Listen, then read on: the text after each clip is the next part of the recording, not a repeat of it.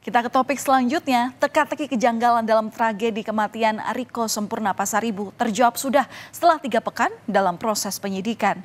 3 orang akhirnya sudah ditetapkan sebagai tersangka atas kematian Riko Sempurna Pasaribu, istri, anak beserta cucunya.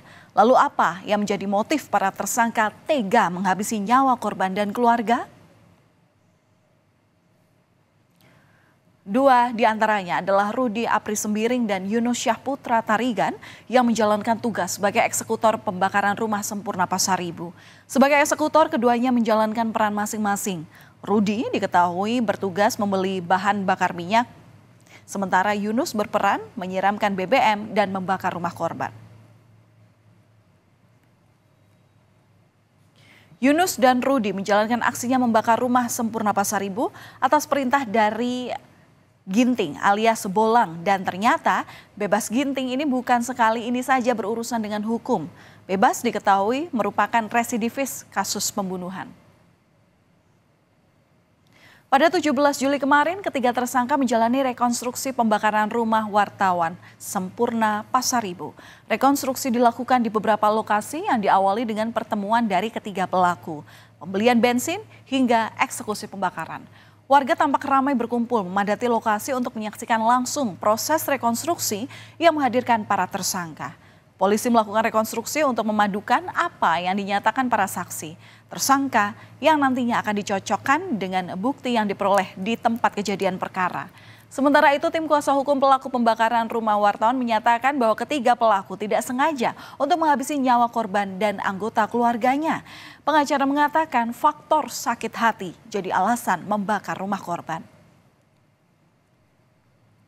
Memperagakan kembali cara para tersangka melakukan tindak pidana atau pengetahuan saksi yang tujuannya adalah penyidik untuk mendapatkan gambaran secara jelas tentang terjadinya tindak pidana yang terjadi dan untuk menguji kesesuaian keterangan atau saksi.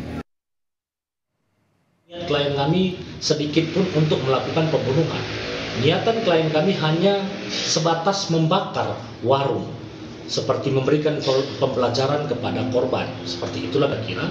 Nah, pada saat pemeriksaan pun, pada saat mau dilakukannya pembakaran, perintah dari PG kepada eksekutor, kalau memang nanti ada orang di rumah, jangan bakar.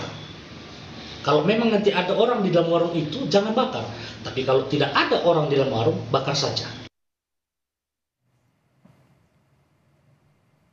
Pilu ditinggalkan keluarga dengan cara yang mengenaskan. Anak korban, Eva Meliani Pasaribu, mencari keadilan.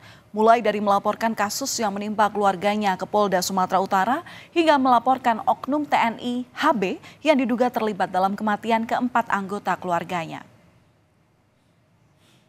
TNI Angkatan Darat memastikan telah menginterogasi Kopral 1 HP yang dilaporkan keluarga wartawan korban kebakaran di Karo, Sumatera Utara.